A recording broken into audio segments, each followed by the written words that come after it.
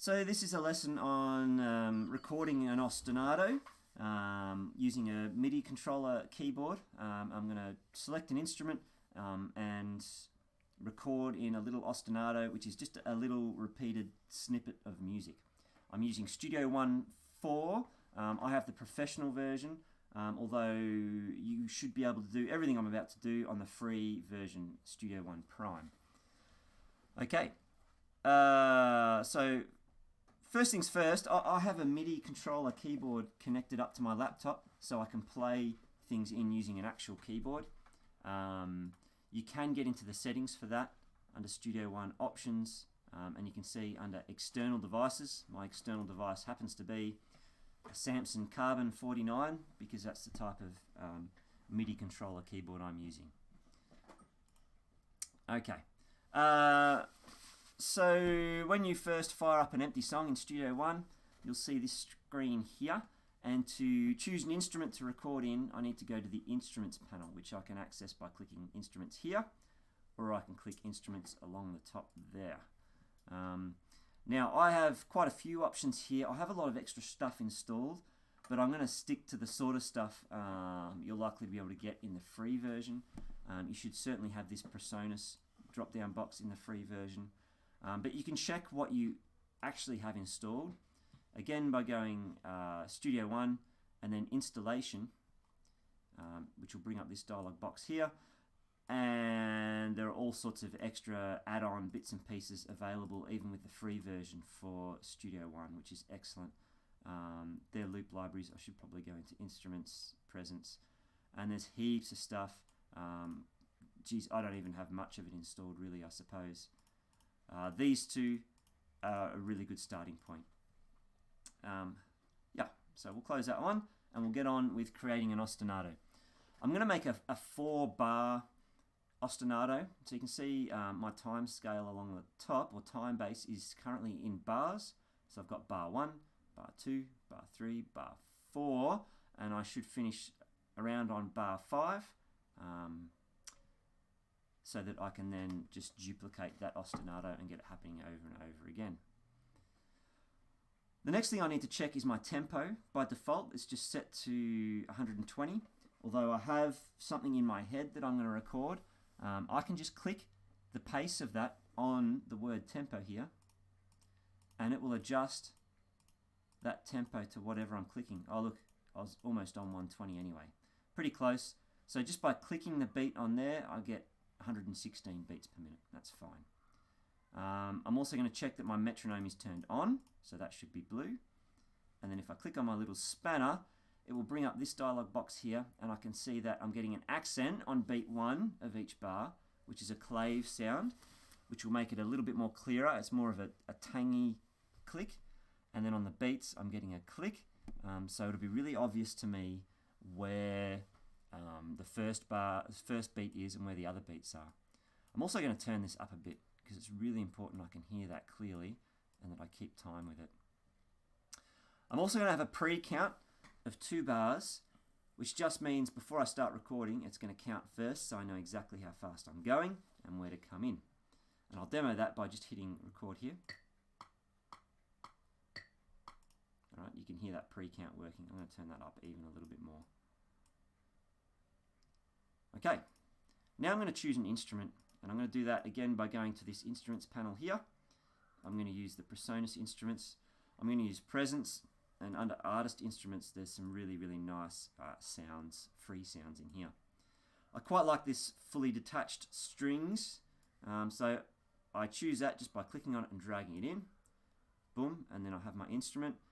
I'm running 2 screens here. I'm just dragging this up off the other screen. This is what pops up when you pull an instrument in.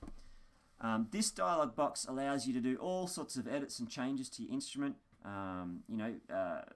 Experimentation is a really great thing to do here, and you can play around with that. But for the purpose of this lesson, I'm not going to touch it. I'm just going to close it. But just be aware it's there in the background. You can get to it by clicking on the instrument here. It brings it back up, and you can make changes and things.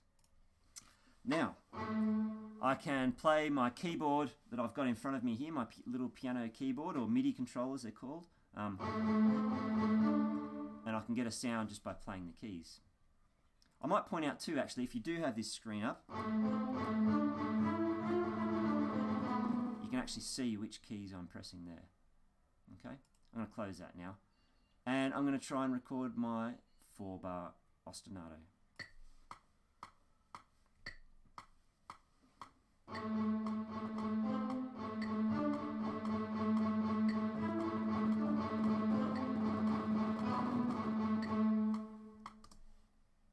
There we go. So you'll see I've gone just over the 5 bars there, so I'm going to cut it back. I'm going to zoom in, and you might also notice that not all of my notes are perfectly on time. In fact, if I double click on this, you can see where the beats are, and you can see that I've been just a little bit off with a lot of them. Now there's a function in DAWs that allows you to put all those notes spot on where I want them to be, and that's called quantizing. So I'm going to do this thing called quantizing, and you can do it up here just by right clicking on the track, event, quantize. And what that should do is it should put all these onto the closest line, so it makes them sound where they should be. Boom. Now it's not perfect. You can see it's actually put this one in the wrong spot, but you can just pick them up and move them around as you need. I think it might have even cut off my first one there. It has, hasn't it? Let's try that.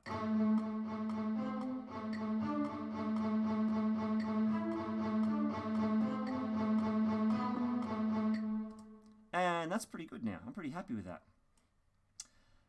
So you can see that all my notes are perfectly on the beat lines, which is what I want. And I did that using my quantize tool. There may be one or two that, you know, it doesn't quite fix up perfectly, but you can go through and edit them. I've still got just a note hanging on the end there. I'm going to delete him. Boom. Make sure it's right on that 5-bar mark. Alright, and that's my lesson on creating an ostinato.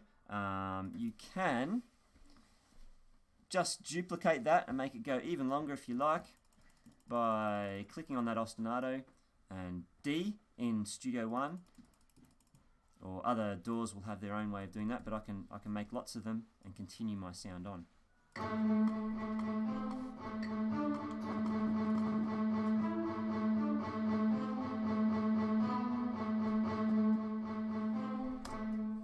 Now, the great thing about doing this to a metronome and getting it perfectly in time is I can now pull loops and all sorts of other things and pull them in, and they should be now perfectly in time. For example, if I grab this classic rock drum loop that's in the Presonus loops, I pull that in, duplicate it a couple of times, play that.